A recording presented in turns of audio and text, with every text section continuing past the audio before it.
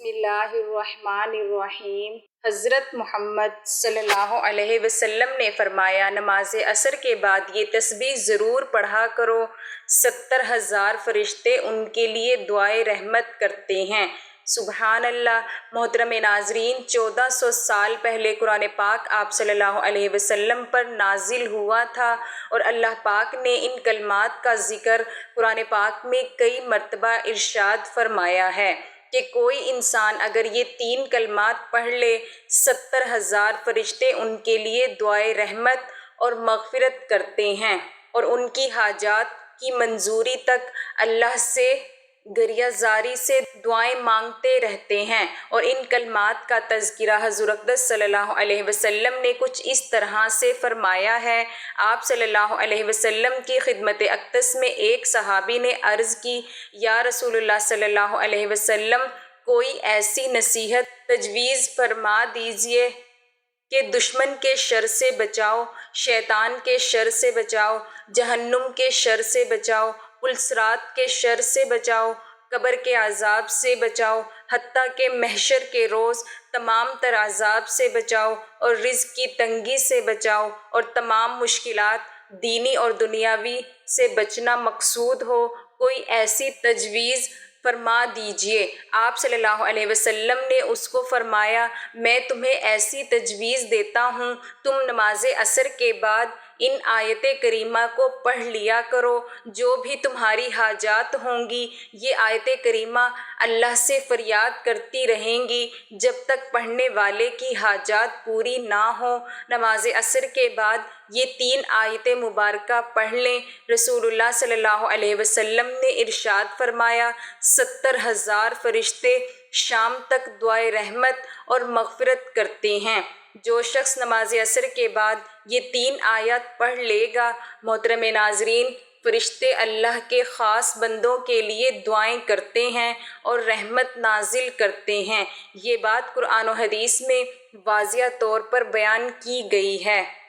اللہ تعالیٰ نے قرآن مجید میں فرمایا، وہ فرشتے ان لوگوں کے لیے استغفار کرتے ہیں جو ایمان لائے ہیں کہ اے ہمارے رب، تو اپنی رحمت اور علم سے سب کو گھیر لے، جنہوں نے توبہ کر لی اور تیرے راستے کی پیروی کی، اور انہیں دوزخ کے عذاب سے بچا لے۔ رسول اللہ صلی اللہ علیہ وسلم نے فرمایا، بے شک فرشتے اپنے پروں کو طالب علم کے لیے اس لیے بچھا دیتے ہیں کہ وہ اس سے راضی ہو جاتے ہیں۔ نبی صلی اللہ علیہ وسلم کا ارشاد ہے، فرشتے دن اور رات میں ایک دوسرے کے پیچھے آتے ہیں اور صبح اور عصر اشراق کے بعد کی نمازوں میں جمع ہوتے ہیں۔ پھر جو رات کے فرشتے تمہارے پاس ٹھہرے ہوتے ہیں وہ اوپر چلے جاتے ہیں تو اللہ تعالیٰ ان سے پوچھتا ہے، حالانکہ وہ سب کچھ جانتا ہے، تم نے میرے بندوں کو کس حال میں چھوڑا؟ وہ کہتے ہیں، ہم نے انہیں نماز پڑھتے چھوڑا اور ہم ان کے پاس نماز پڑھتے ہوئے ہی آئے تھے۔ فرشتے ان لوگوں پر درود بھیجتے ہیں جو اللہ کا ذکر کرتے ہیں، جیسا کہ حدیث میں آیا ہے، جو شخص اللہ کے لیے مسجد میں بیٹھتا ہے، فرشتے اس پر رحمت بھیجتے ہیں جب تک وہ اس جگہ بیٹھا رہتا ہے۔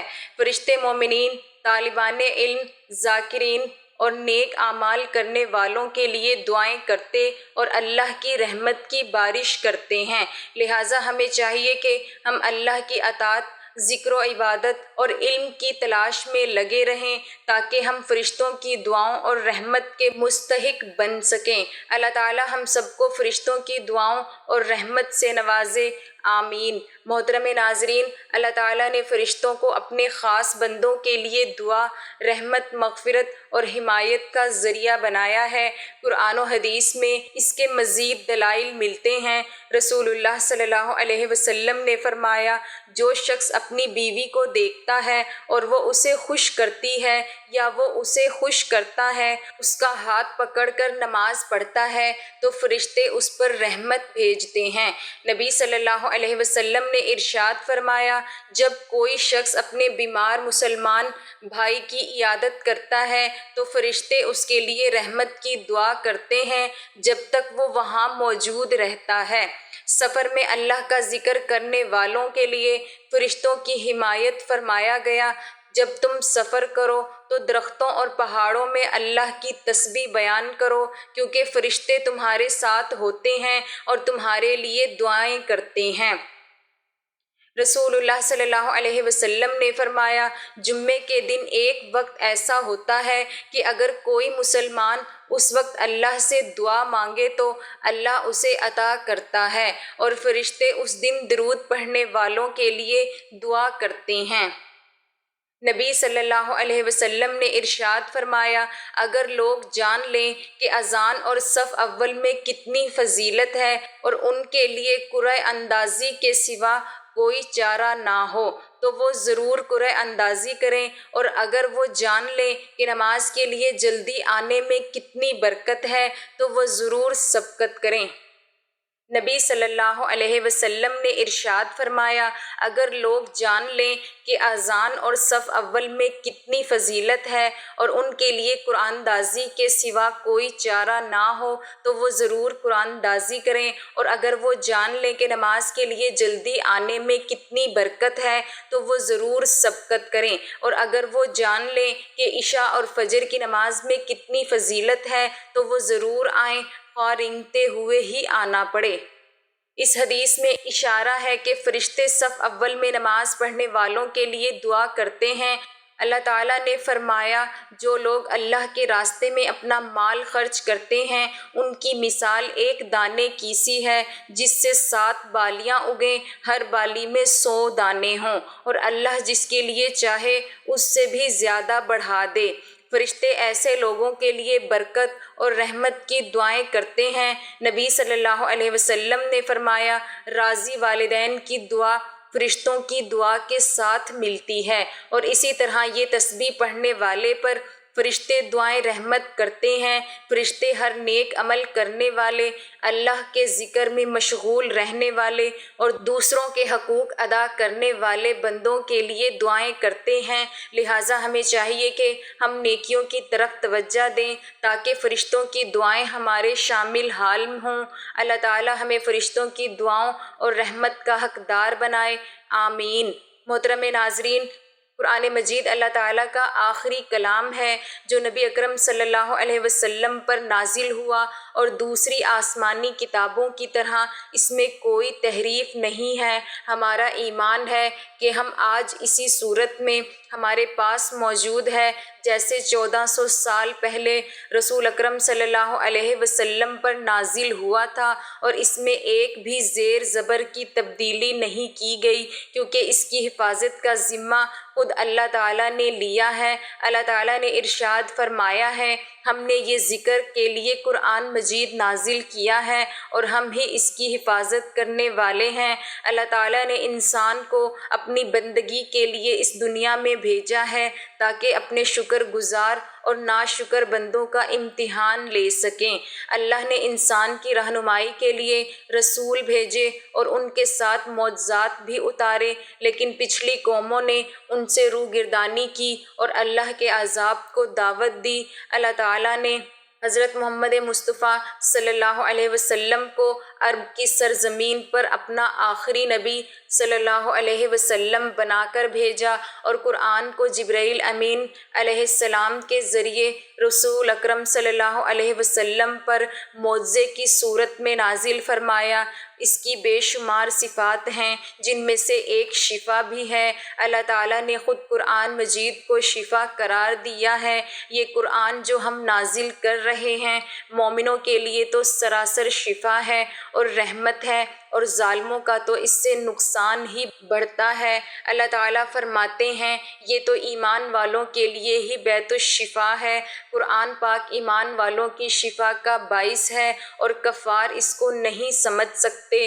اللہ کی رحمت بہت وسیع ہے اور ہر شخص اس کو اپنی ظرف اور ہمت کے مطابق حاصل کرتا ہے۔ اللہ تعالیٰ کی رحمت کو تمام سمندروں کی گہرائی میں لا کر ڈالا جائے تو بھی اس کی وسعت اور گہرائی ختم نہیں ہو سکتی۔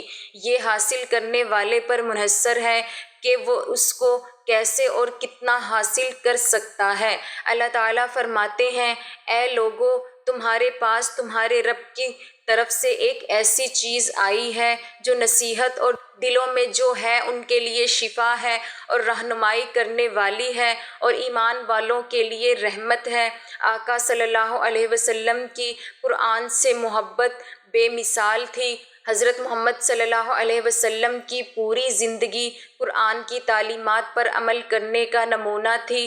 آپ نے قرآن کے احکامات کو اپنی زندگی میں نافذ کیا اور دوسروں کو بھی ان پر عمل کرنے کی تلقین کی۔ حضرت عائشہ رضی اللہ تعالی عنہا سے روایت ہے، آپ صلی اللہ علیہ وسلم کا اخلاق قرآن تھا۔ آپ صلی اللہ علیہ وسلم باقاعدگی سے قرآن کی تلاوت کرتے تھے۔ خاص طور پر رات کی عبادات میں آپ خود بھی قرآن پڑھتے اور دوسروں سے بھی قرآن سننے کا شوق رکھتے۔ حضرت عبداللہ بن عباس رضی اللہ تعالی عنہ سے روایت ہے، نبی کریم صلی اللہ علیہ وسلم سب سے زیادہ سخی تھے اور سب سے زیادہ سخاوت رمضان کے مہینے میں کرتے تھے، جب جبرائیل علیہ السلام آپ سے ملتے اور آپ کے ساتھ قرآن کا دورہ کرتے۔ آقا صلی اللہ علیہ وسلم نے صحابہ کو قرآن کی تعلیم دی اور اس تعلیمات کو پھیلایا۔ آپ نے لوگوں کو قرآن کے معنی اور مفہوم سکھائے اور اس کی حکمتیں بیان کی۔ آقا صلی اللہ علیہ وسلم وحی کا انتظار کرتے تھے اور جب وحی آتی تو خوشی اور سکون محسوس کرتے۔ آپ کے دل میں قرآن کے الفاظ کی قدر و منزلت بہت زیادہ تھی۔ آقا صلی اللہ علیہ وسلم کی دعاؤں اور اذکار میں قرآن کے الفاظ شامل ہوتے تھے۔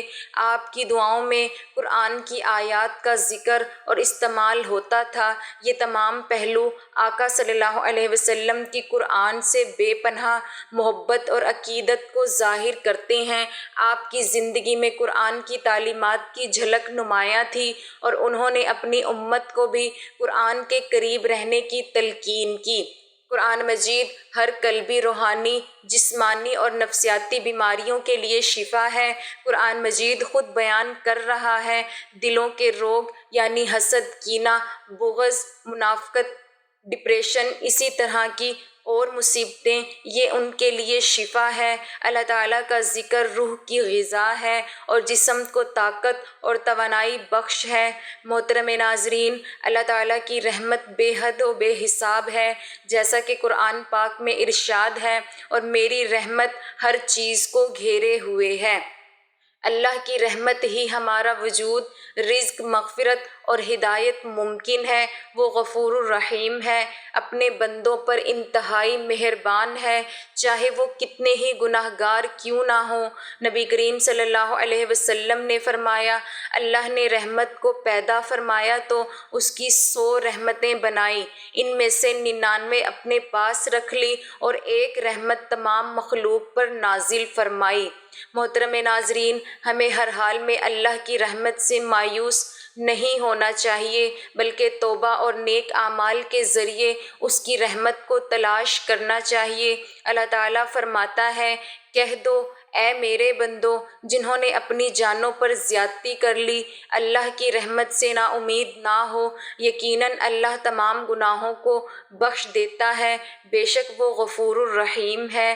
رحمت ہم پر ہمیشہ سایہ فگن رہے اور ہم اس کے فضل و کرم کے مستحق بن جائیں، آمین۔ محترم ناظرین، اللہ تعالیٰ کی رحمت ایک لازوال خزانہ ہے جو ہر لمحہ ہر حال میں اپنے بندوں پر سایہ فگن ہے، چاہے انسان کتنا ہی گناہ میں ڈوبا ہو، اللہ کی رحمت اس سے کہیں بڑھ کر ہے۔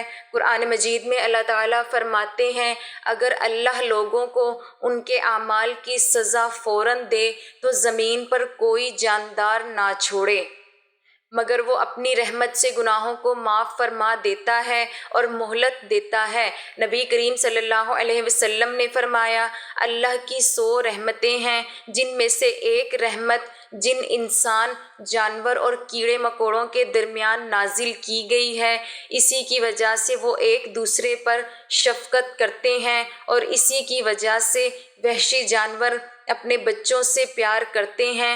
باقی 99 رحمتیں اللہ نے قیامت کے دن کے لیے محفوظ رکھی ہیں۔ اللہ تعالیٰ گناہگار کے توبہ کرنے پر خوش ہوتا ہے، جیسا کہ حدیث قدسی میں آیا ہے، اللہ اپنے بندے کی توبہ پر اس سے زیادہ خوش ہوتا ہے جتنا تم میں سے کوئی شخص اپنے اونٹ کو کھلے میدان میں پا کر خوش ہوتا ہے۔ محترم ناظرین، اللہ کی رحمت سے کبھی مایوس نہ ہوں۔ چھوٹے سے چھوٹا نیک عمل بھی اس کی رحمت کو جذب کرنے کا ذریعہ ہے۔ ایک لمحے کی توبہ، ایک نظر رحمت، ایک دعا کی قبولیت، یہ سب رحمت الہی کے دروازے کھول دیتے ہیں۔ بس یہ رحمت ان کے لیے لکھ دوں گا جو تقویٰ اختیار کریں، زکوٰۃ دیں اور میری آیات پر ایمان لائیں۔ اللہ ہم سب کو اپنی وسیع رحمت کا حقیقی مستحق بنائے، آمین۔ محترم ناظرین، آج کا وظیفہ نماز عصر کے بعد آپ نے 3 آیات پڑھنی ہیں جو کہ بہت ہی زیادہ فضیلت والی آیات ہیں۔ سب سے پہلے آپ نے نماز عصر ادا کرنے کے بعد حضور پاک صلی اللہ علیہ وسلم کی ذات اقدس پر درود پاک کا نذرانہ پیش کرنا ہے۔ درود پاک آپ کوئی سا بھی پڑھ سکتے ہیں، ایک بار ثواب کی نیت سے میرے ساتھ بھی پڑھ لیں۔ اللہم صل علی محمد وعلی آل محمد کما صلیت علی ابراہیم وعلی آل ابراہیم انک حمید مجید۔ اللہم بارک علی محمد وعلی آل محمد کما بارکت علی ابراہیم وعلی آل ابراہیم انک حمید مجید۔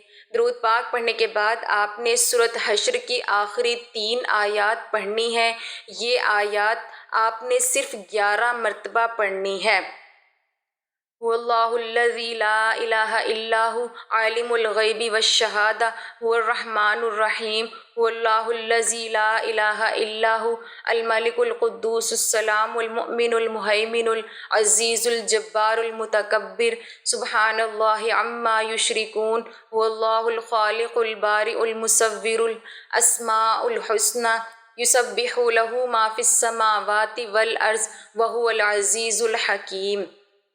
یہ آیات 11 مرتبہ پڑھنے کے بعد آپ نے 21 مرتبہ سورۃ کوثر پڑھنی ہے اور آخر میں پھر وہی درود پاک پڑھنا ہے جو شروع میں پڑھا تھا۔ حضرت موکل بن یسار رضی اللہ تعالی عنہ سے روایت ہے کہ رسول اللہ صلی اللہ علیہ وسلم نے فرمایا، جو عصر کے وقت 3 مرتبہ اعوذ باللہ السمیع العلیم من الشیطان الرجیم اور اس کے بعد 3 مرتبہ سورۃ حشر کی آخری 3 آیتیں هو اللہ الذی لا الہ الا هو عالم الغیب والشہادۃ هو الرحمن الرحیم هو اللہ الذی لا الہ الا هو الملک القدوس السلام المؤمن المہیمن العزیز الجبار المتکبر سبحان اللہ عما یشرکون هو اللہ الخالق البارئ المصور له الاسماء الحسنى یسبح له ما فی السماوات والارض وهو العزیز الحکیم۔ پڑھ لے تو اللہ تعالیٰ 70,000 فرشتے مقرر فرما دیتے ہیں جو صبح تک اس کے لیے رحمت کی دعا کرتے رہتے ہیں۔ اگر اس دن میں وہ مر گیا تو شہادت کی موت حاصل ہوگی۔ اے اللہ رب العزت، اے ساری کائنات کے شہنشاہ، اے ساری مخلوق کے پالنے والے، اے زندگی موت کا فیصلہ کرنے والے، اے آسمانوں اور زمینوں کے مالک، اے پہاڑوں اور سمندروں کے مالک، اے انسانوں اور جناتوں کے معبود، اے عرش عظیم کے مالک، اے فرشتوں کے معبود، اے عزت اور ذلت کے مالک، اے بیماروں کو شفا دینے والے، اے بادشاہوں کے بادشاہ، اے اللہ ہم تیرے گناہگار بندے ہیں، تیرے خطا کار بندے ہیں، ہمارے گناہوں کو معاف فرما، ہماری خطاؤں کو معاف فرما۔ اے اللہ ہم اپنے اگلے پچھلے صغیرہ کبیرہ سبھی گناہوں، خطاؤں اور نافرمانیوں کی معافی مانگتے ہیں۔ اے اللہ رب العزت، ہم اپنے گناہوں سے توبہ کرتے ہیں، ہماری توبہ قبول فرما۔ اے اللہ ہم گناہگار ہیں، سیاہ کار ہیں، بدکار ہیں، تیرے احکام کے نافرمان ہیں، ناشکرے ہیں، لیکن میرے معبود تیرے نام لیوا بندے ہیں، تیری توحید کی گواہی دیتے ہیں۔ تیرے سوا کوئی عبادت کے لائق نہیں ہے، تیرے سوا کوئی بندگی کے لائق نہیں ہے، تیرے سوا کوئی تعریف کے لائق نہیں ہے۔ ہمارے معبود، ہمارے گناہ تیری رحمت سے بڑے نہیں، تو اپنی رحمت سے ہمارے گناہ معاف کر دے۔ اے اللہ پاک، ہمیں گمراہی کے راستے سے ہٹا کر صراط المستقیم کے راستے پہ چلنے والا بنا دے۔ اے اللہ، ایسی نماز پڑھنے کی توفیق عطا کر جس نماز سے تو راضی ہو جائے۔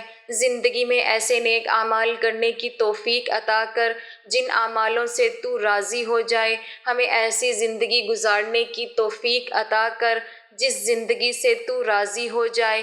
ایمان پہ زندہ رکھ اور ایمان پہ ہی موت عطا کر۔ اے اللہ، ہمیں تیرے احکام کی فرما برداری کرنے والا بنا اور تیرے پیارے حبیب جناب محمد رسول اللہ صلی اللہ علیہ وسلم کے نیک اور پاکیزہ آداب کو اپنانے والا بنا دے۔ اے اللہ، ہماری پریشانیوں کو دور کر دے۔ اے اللہ، جو بیمار ہیں انہیں شفا کاملہ عطا فرما۔ اے اللہ، جو بے اولاد ہیں انہیں اپنے خزانوں میں سے نیک اور صالحہ اولاد عطا فرما۔ اے اللہ، جن کے جو کام رکے ہوئے ہیں وہ پورے کر دے۔ اے اللہ، بچھڑے ہوئوں کو ملا دے۔ اے اللہ، شادی شدہ جوڑوں میں محبت اور خلوص پیدا کر دے اور ان کی زندگیوں میں برکت ڈال دے۔ اے اللہ، تمام لڑکے اور لڑکیوں کے نصیب اچھے کر دے۔ اے اللہ، جو قرض کے بوجھ تلے دبے ہوئے ہیں ان کا قرض جلد سے جلد ادا کروا دے۔ اے رب العزت، شیطان سے ہماری حفاظت فرما۔ اے اللہ، حلال رزق کمانے کی توفیق عطا فرما۔ میری اللہ تعالیٰ سے دعا ہے کہ اللہ تعالیٰ میرا سنانا اور آپ کا سننا اپنی پاک بارگاہ الہی میں قبول و منظور فرمائے۔ جو مانگا مقدر فرمائے، جو نہیں مانگ سکے بن مانگے عطا فرمائے۔ اللہ پاک ہمیں 5 وقت کا نماز باجماعت ادا کرنے کی توفیق عطا فرمائے۔ ہمیں روزانہ قرآن پاک کی تلاوت کرنے کی بھی توفیق عطا فرمائے اور ہمیں ہر بیماری اور پریشانی سے محفوظ رکھے۔ آمین یا رب العالمین۔ ناظرین، اگر آپ کو آج کی ویڈیو اچھی لگی ہے تو ویڈیو کو لائک، شیئر اور کمنٹ میں اپنے رائے کا اظہار ضرور کریں اور اللہ تعالیٰ کے 99 ناموں میں سے کوئی ایک نام کمنٹ سیکشن میں لکھ کر ضرور شیئر کریں۔ جزاک اللہ۔